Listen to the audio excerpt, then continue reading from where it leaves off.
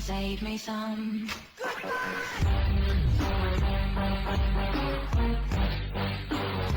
Hello, my friends. How you doing today? I am doing well, and welcome back to my channel. And I have an announcement. I have a couple of announcements that I want to make.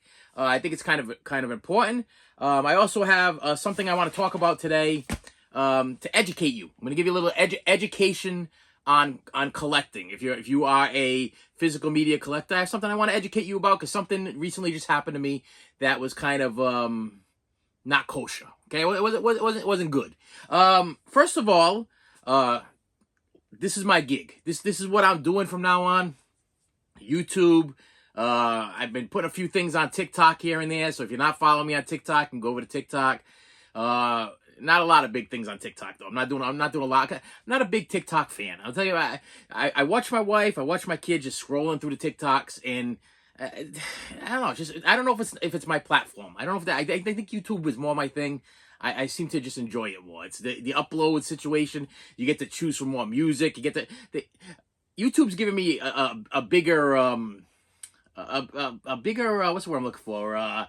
They give you more choices. You get more choices with YouTube than you get with TikTok. But anyway, so what I've decided to do is there's going to be a Melting Movie One podcast coming up. It's going to be an audio podcast, which I will be posting probably on Sundays, and it will actually have a lot of people involved. You should have saved me some. Melting Movie One on Blast Podcast. Okay, there'll be people involved. Yes, I'm hoping to be the next Joe Rogan podcast and be able to get like real guests and people that will actually come here and talk to me and sit in my fortress of solitude here, and we can have some conversations. Spoke with my wife. I bought some additional equipment, some little clip-on microphones and stuff like that, so we can have conversations. But what I think I'm going to do is I think we're going to do it on Sundays because that seems to be when we're most talkative. It seems to be like sometimes we go to church, sometimes we just sit down and have conversations. Sometimes the kids visit or whatever, and we bring up some things, nostalgic things, or things that just like current events, things that are going on in our lives and how to deal with them. My complaint was we had gone to church last Sunday because my wife kind of forced me to go to. Okay, I felt like with the way the world's going, I needed to go to church with her, and I need to protect her. Okay, so I needed to be carrying something to protect her. Okay, and I want to make sure that she was safe because she's been going to church pretty much by herself, and I've been like, I really don't want to go. It's not my thing. I'm not big on the pastor or the service or whatever. I'm just not into it. If you're not learning anything, it's kind of a waste of time. To me, I don't know if you. Like, I know what I know already, and I've been doing this for a long time, so I know what my beliefs are, and I know what all that stuff. But so, if you're sitting there and you're not getting anything out of service, and you think you're just going there, it becomes a repetitious act of nothing. Okay, that's what it becomes. It becomes a routine, and biblically, we're not supposed to have like routines. We're supposed to be like it's supposed to be different. So I stopped going, but. For her safety, she asked me if I could go with her last week because she was really, really messed up. So I ended up going with her. And as we're leaving, I listened to the whole service and I kept my mouth shut through the whole thing. And because I didn't want to break her spirit or make her feel like something was wrong. You know what I mean? Like, because she enjoys it. She enjoys going.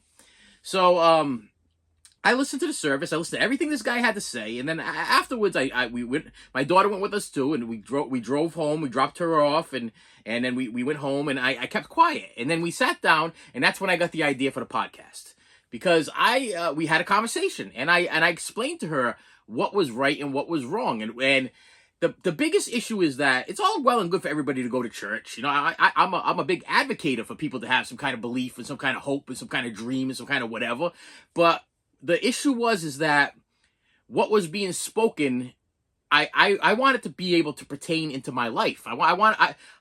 So if you're gonna go to like a class, let's say a regular school, and you're gonna learn something, you want to know how this is going to help you with your life, on how to make money or how to take care of your family, or how is whatever you're learning here going to help you to live until the day you die. You know, how is this gonna get you more organized and motivated or whatever?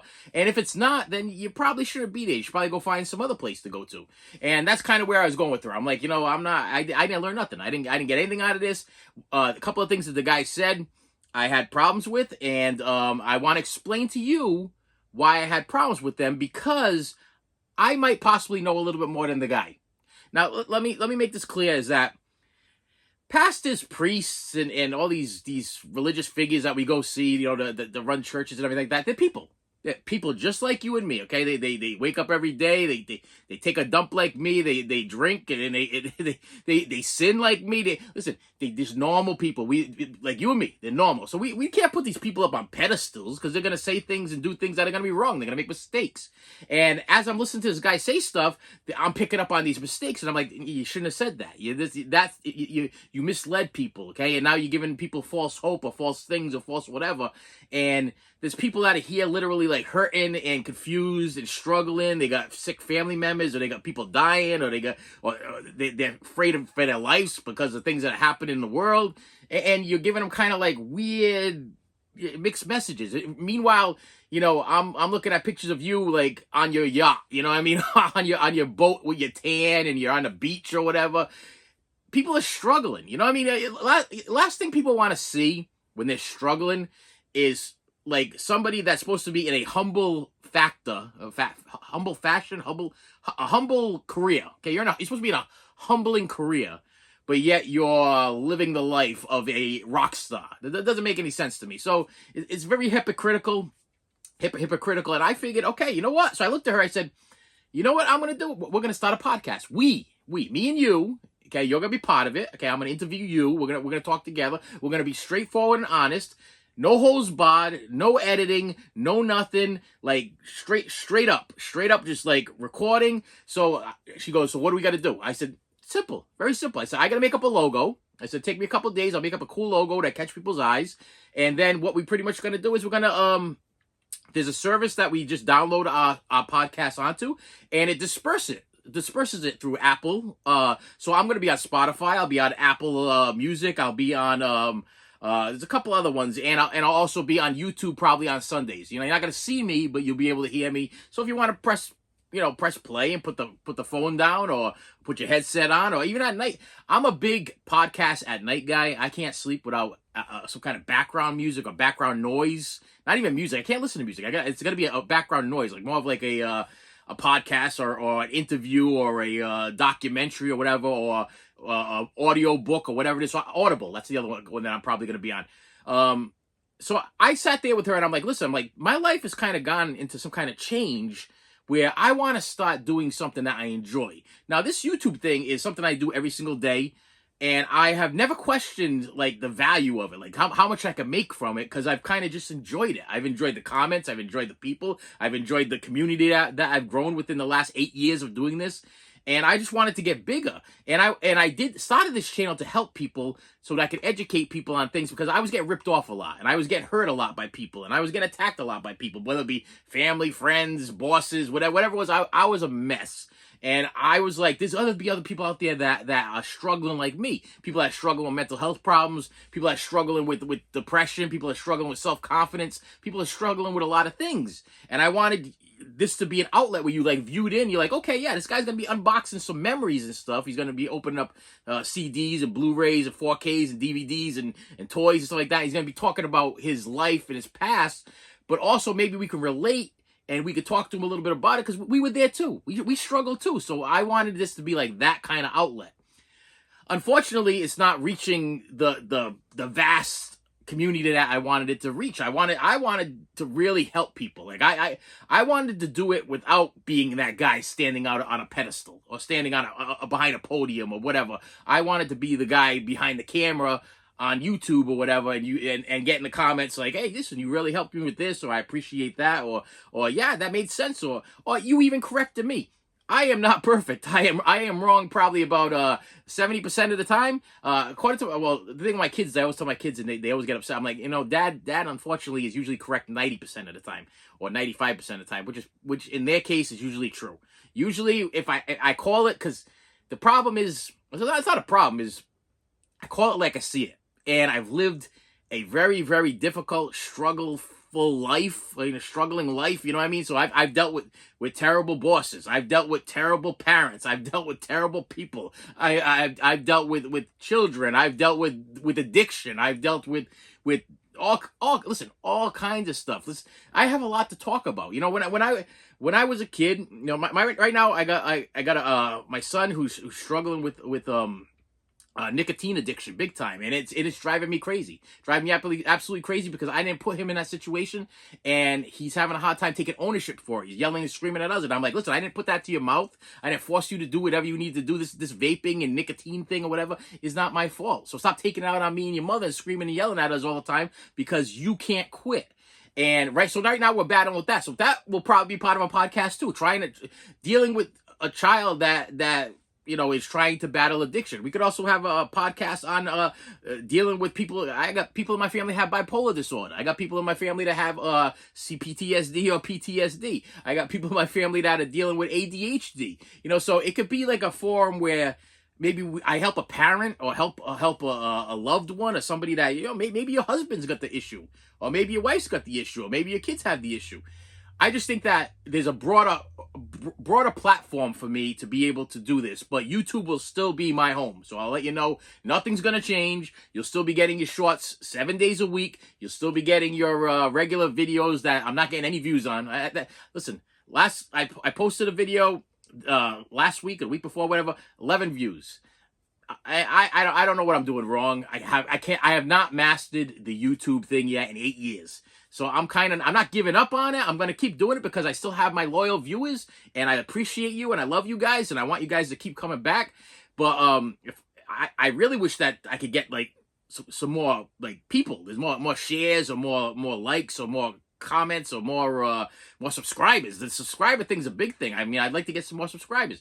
It's just not working, but I'm still going to keep plugging along because I have faith. I have faith, and I'm not giving up, and my mind does not stop. And I stay up all hours of the night working on what I can do next. So this is like a 24/7 job, but this is the first ever in my life 24/7 job, or a job period, that I've loved. Okay, I love doing it. This is not like work. You know what I mean? It's like I might be working on editing something, recording something, and doing something for like hours and hours and hours and days and days and days.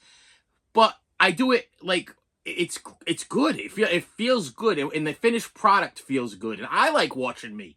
And the thing is that I always said to myself, if I didn't enjoy watching myself, if I wasn't getting something from myself, you know, if I wouldn't watch me, I wouldn't expect anybody else to watch me. So if I'm watching myself, then I got to be doing something right.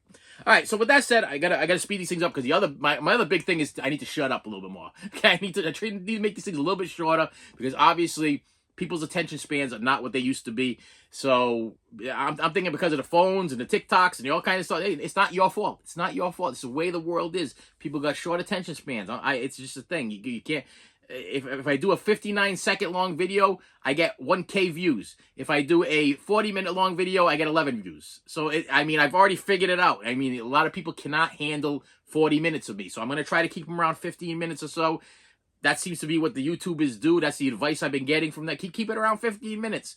But unfortunately, sometimes when I really get deep into the background story of my life and the struggles or whatever, I think that you guys are worth more than 15 minutes. I think that there are some people, some viewers that...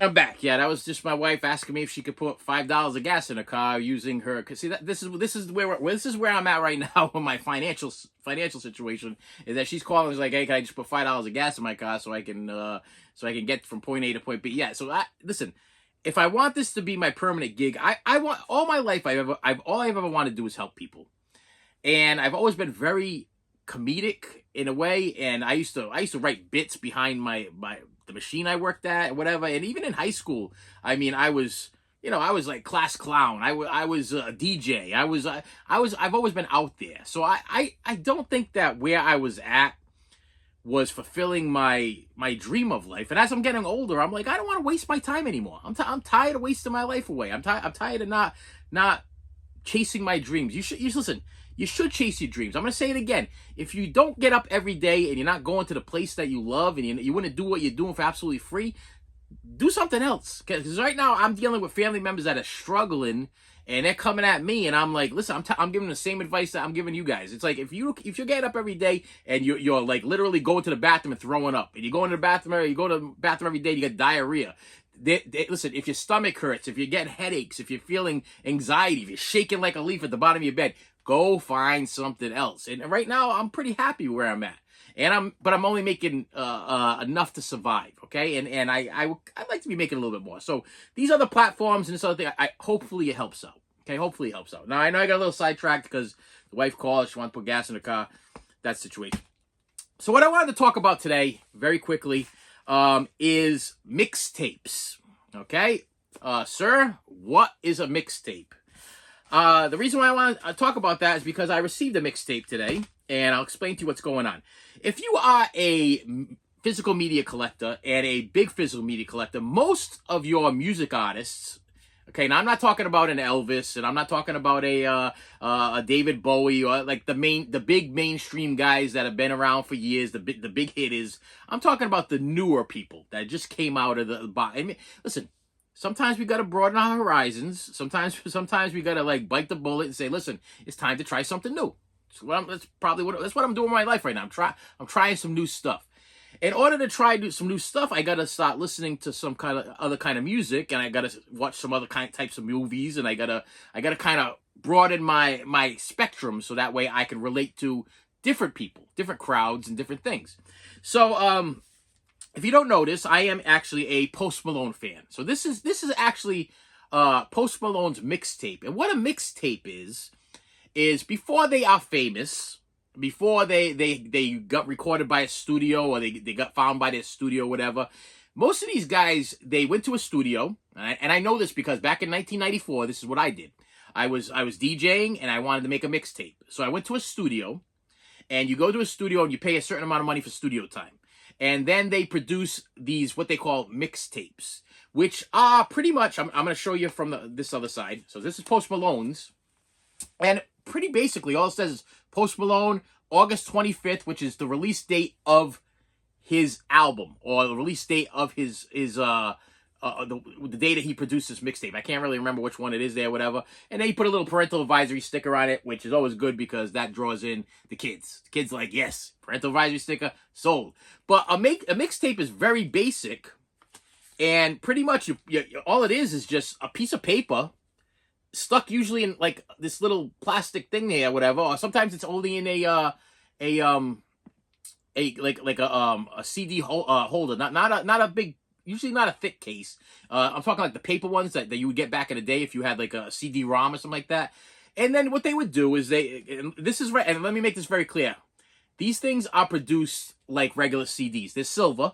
They're not produced like burnt CDs, burn-on-demand CDs, not the ones that you put on your computer. You would have gone into a studio and you would have said, hey, listen, sir, I want you to record me. I'm going to pay this amount of money for a studio time. I want 100 mixtapes. I want 100 copies of my album. Okay, and literally it's probably like 4 songs. Usually start off with like 4 songs or 6 songs. Usually you don't have that much. And the other thing is that usually you don't have a lot of money. Okay, I remember this because we were dead broke. It was me and one other guy. We were dead broke, and we didn't know what the hell we were gonna do. So we were like, okay, let's gather up some cash. We'll go into the studio. We'll record something. And actually, I believe I recorded two tracks, and I put them on what they call a mixtape. Now, my mixtape was actually a tape. Okay, this was back in like 1994, and tapes were big back in 1994, not the CDs. But a CD mixtape would be just this basic printed, with the person's name, usually the date of when you recorded it, or the name of the album, or whatever it was. And then what they would do is they would go perform at like these little venues, like I did. I performed at like churches. I performed at church dances. And you would hand out your mixtape to people for free. Or you would sell your mixtape out of the back of your car. And hopefully, prayerfully, if somebody's shining upon you, you'll find some kind of record studio, whatever, that will discover you, kind of like a Post Malone. Because this, actually, if you Google this right now, This is Post Malone's official mixtape.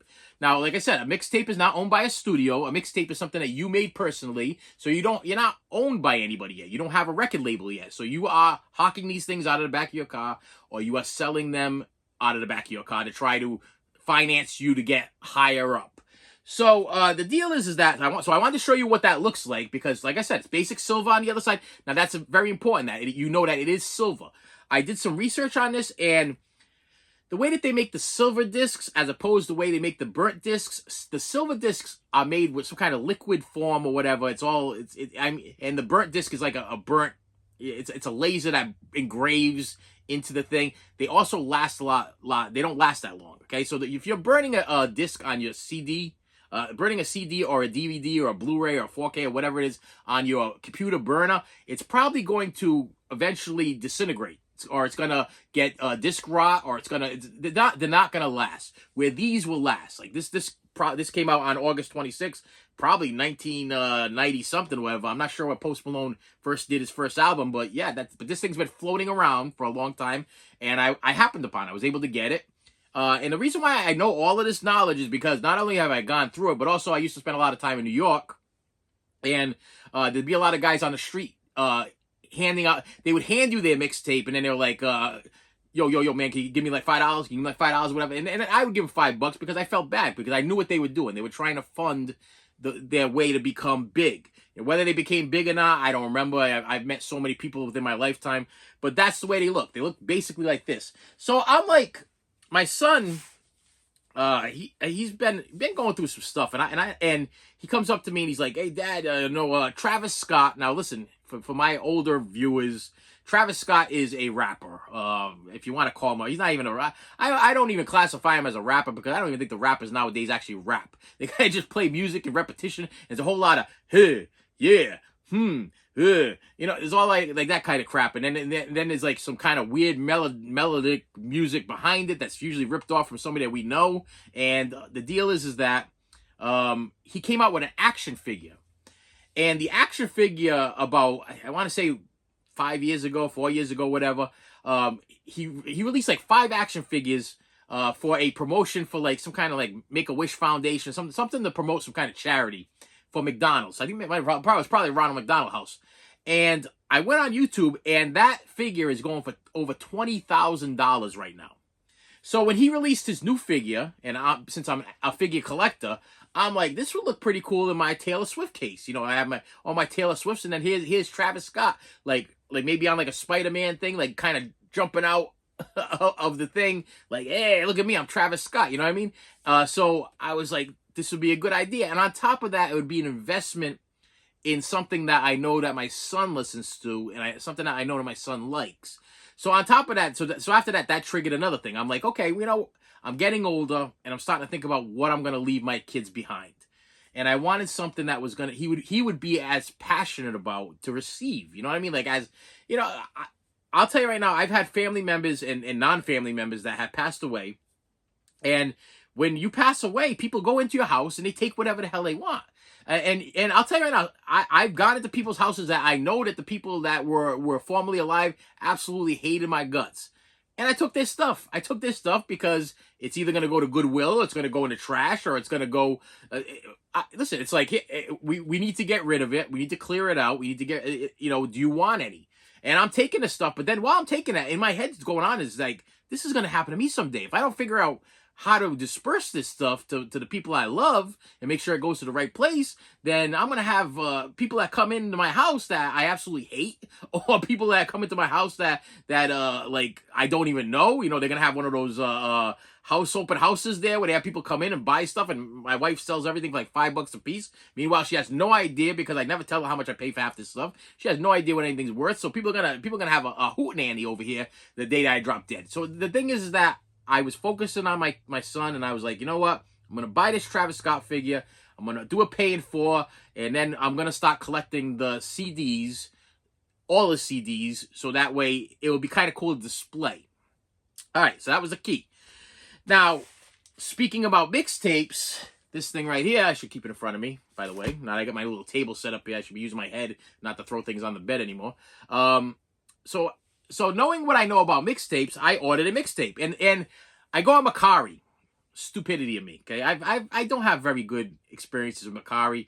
Plus, they tack on all kinds of fees after the fact. So you're looking at your Macari thing, and you're like, okay, it's $7. But by the time you're done, they hit you with a protection fee. They hit you with a shipping fee. They hit you with and before you know it, you spend an extra $6, $7, $8 more than what you thought you were spending. Macari's got a weird setup. And this is my first ever return, so I don't even know how the return process is going to work yet. But when I got this thing in, let me tell you, it was what they call BS. Okay, this was a BS purchase. The guy literally had in his write-up, and I don't even know if I can show you the write-up, but if I do, it will be over here.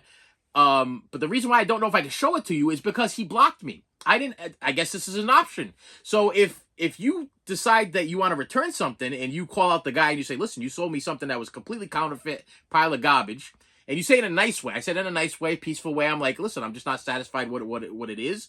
I'm like, I used to be a former DJ. Oh, I still am a DJ, but I used to be a DJ. I've made a mixtape before. I know what mixtapes look like. I know what this particular mixtape looks like, and this ain't it. I said, what you gave me was a burnt bootleg of what I was looking for, but it's not. And there's so many red flags that you done goofed. Okay, if you want to sell a mixtape, you didn't have to go through all of that trouble. You just had to print out a basic little cover thing there with a track list and get a stamp and literally stamp the name of the person on it, and you probably would have fooled me if the other side was silver, not that purplish, blackish, burn on demand crap. Okay, that's the deal.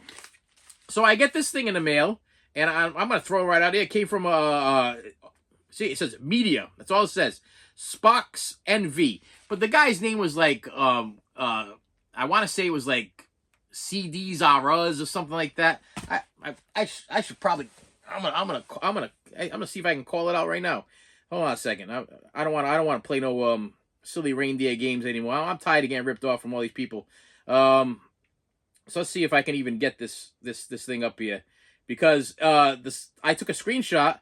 I tried to talk to the guy, and the guy literally not only did he block me, but he put me as like you cannot buy from me anymore. You cannot message me anymore. You cannot view my stuff anymore. I mean, he really he blackballed the crap out of me. Tapes R Us, like Toys R Us, but not with the Tapes R Us.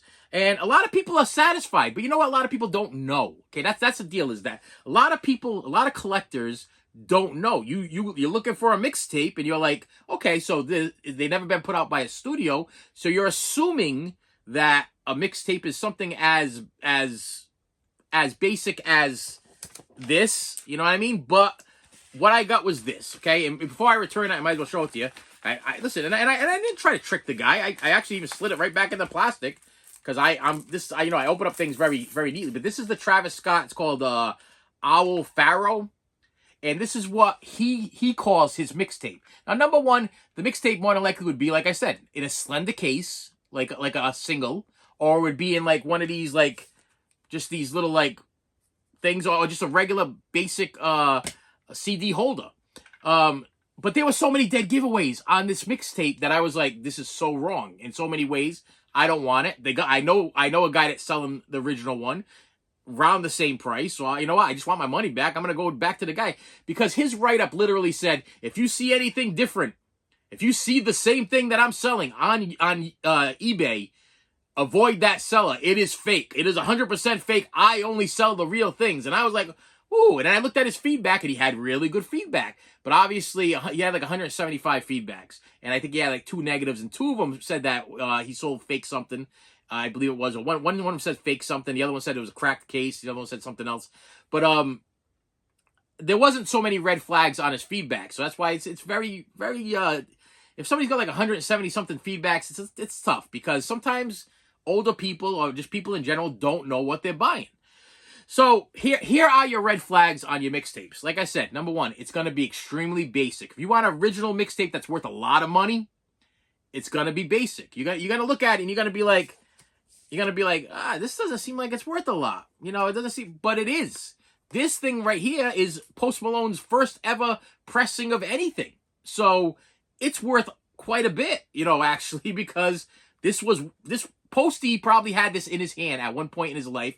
handed this to somebody. Somebody had it in their collection, and then they sold it eventually on eBay. I don't remember where I bought mine or picked mine up. I don't want to give you false information, but he might have had this in his hand at one point in his life, and like I said, handed it to somebody, and he either gave it to him or sold it to him at one of his like shows, if he was just like performing around, let's say, New Jersey, New York, Chicago, wherever he was. He was handing these things out. He might have had a table where he was like maybe selling merch, T-shirts, maybe whatever that said Post Malone or whatever. This might even be actually this was. Oh, it does say Post Malone. I was gonna say sometimes it's before they even Post Malone or before they're even named whatever they choose. But these have value. This has no value. Okay, none.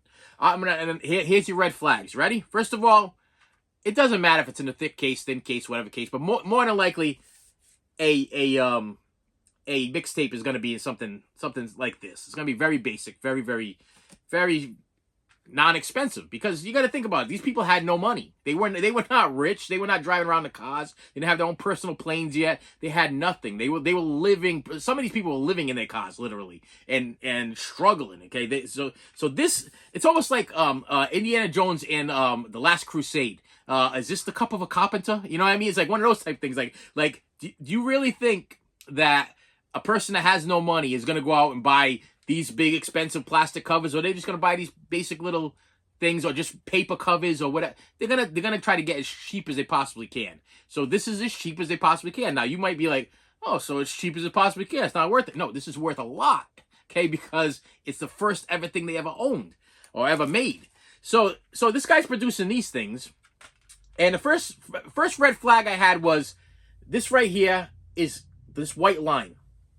I have plenty of photos. I could put photos over this because I sent the photos to Makari to try to set this straight, and he didn't cut it. He didn't cut it to fit the plastic case. You could literally see. I'm gonna try to get this picture over here, but you can see there's a white line over here showing that he wasn't even smart enough to cut it.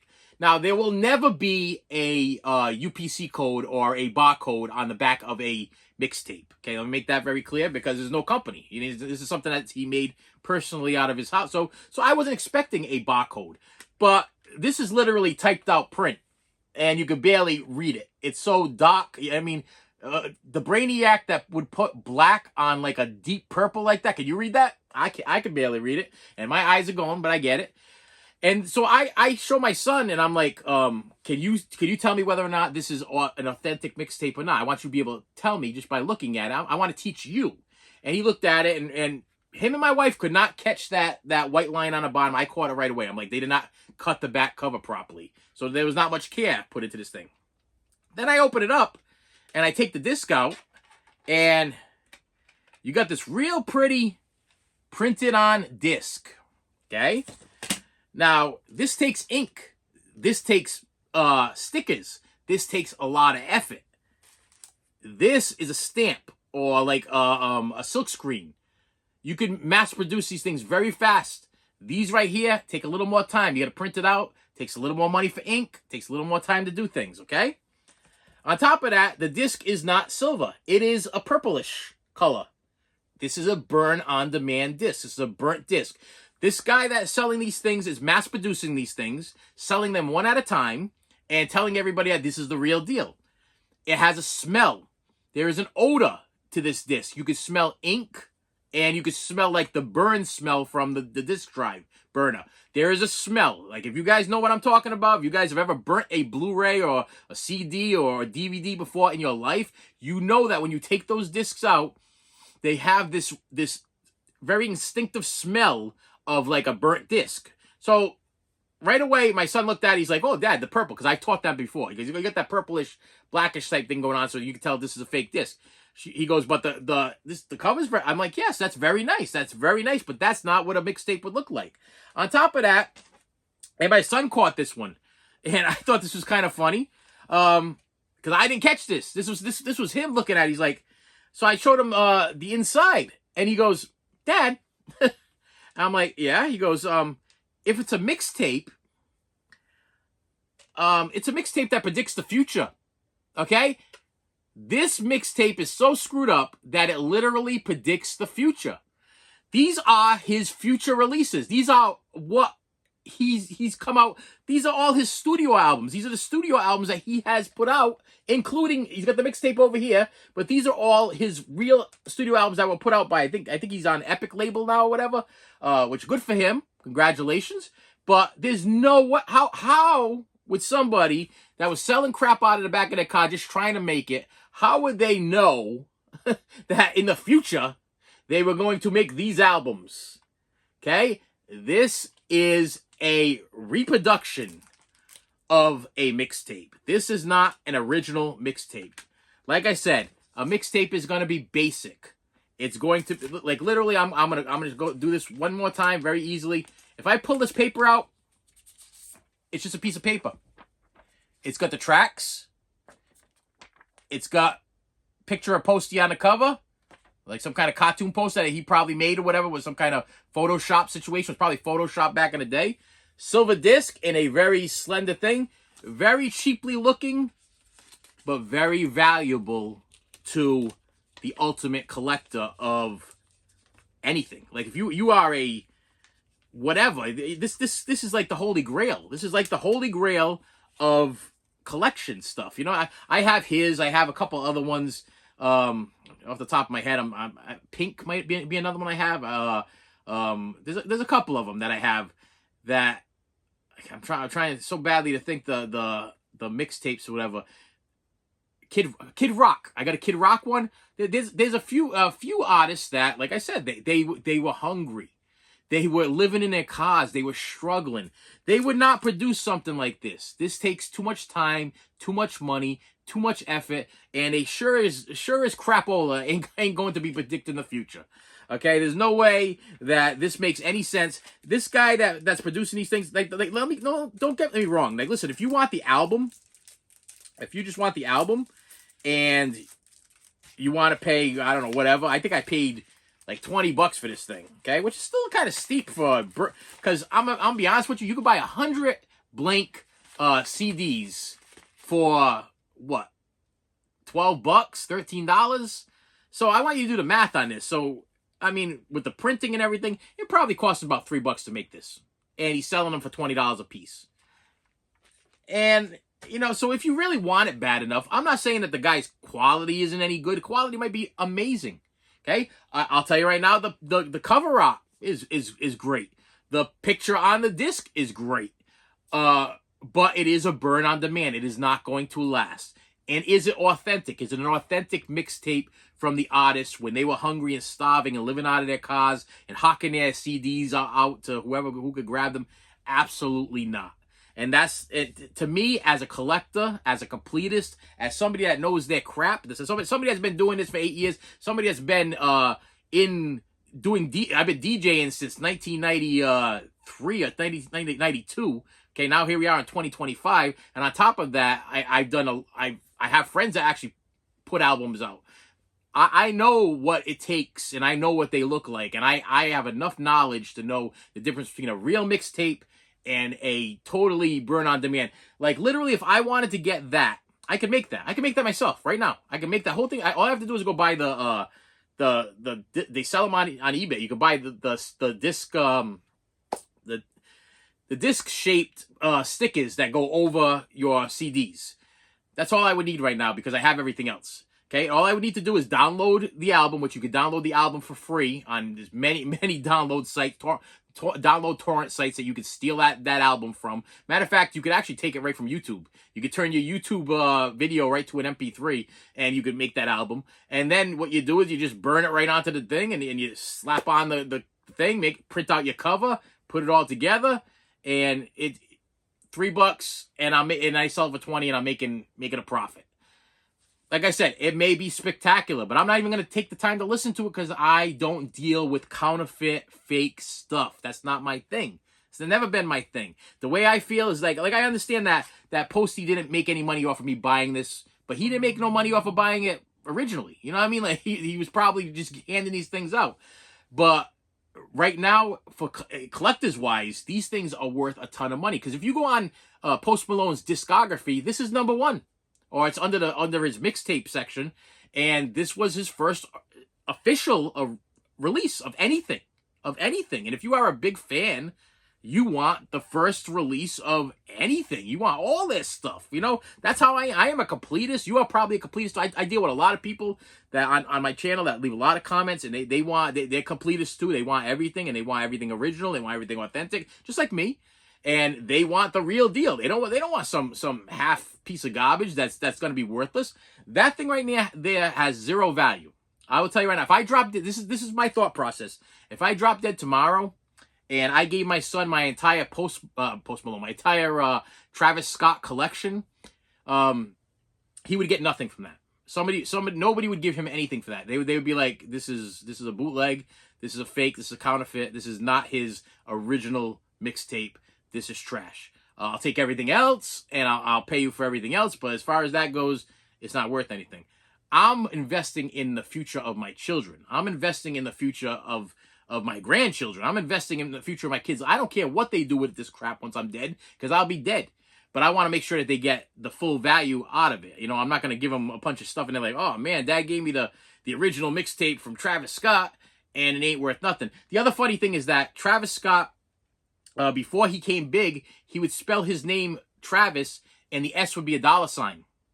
There's no $sign on that. Okay, it's spelled Travis Scott. Just Travis Scott. And like I said, you might not even understand who the hell Travis Scott is, and that's irrelevant. The whole who it is and whatever it is irrelevant. The fact is that if you are a completist, these mixtape things are gonna pop up, and you're gonna be like, oh, I want to complete my collection.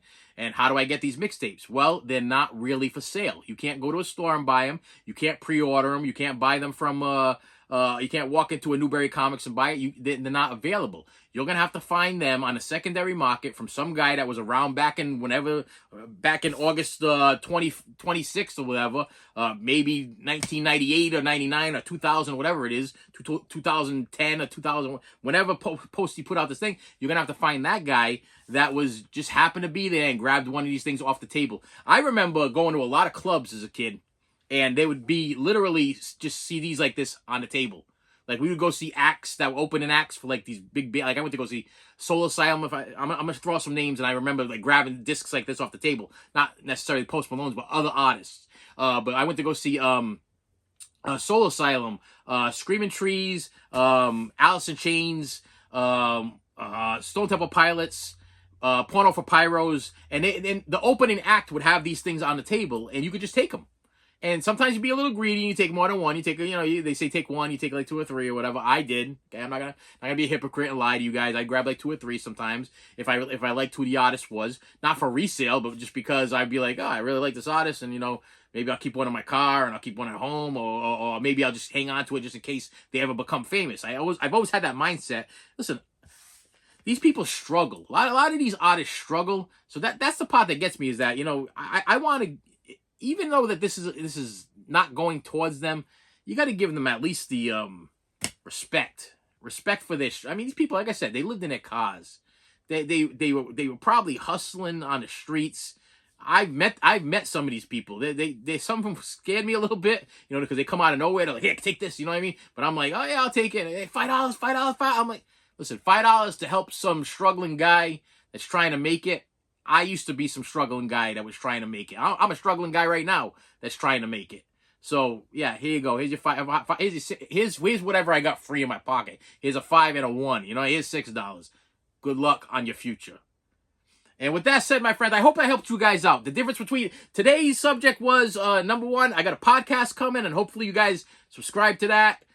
Push your family to start listening to it. It's going to be on all different kinds of issues. Maybe the issues will help you. There'll be a write-up on what the issue is about, what we're talking about, or what the guest is. I got a lot of people that are in different kinds of job industries and stuff. So I'm planning on bringing them in and doing something cool. And everybody seems to be really on board with this. They're really excited about this podcasting. They want to get me going. But I'm like, we got some steps. Okay, I had to create a logo first, and then I gotta create a call sign, like an opening thing, like Joe Rogan's got. You know what I mean? Something like that, and then we can proceed from there. So anyway, it's coming. And with that said, my friends, thank you so much for stopping by. I appreciate you, and I will see you later. You should have saved me some.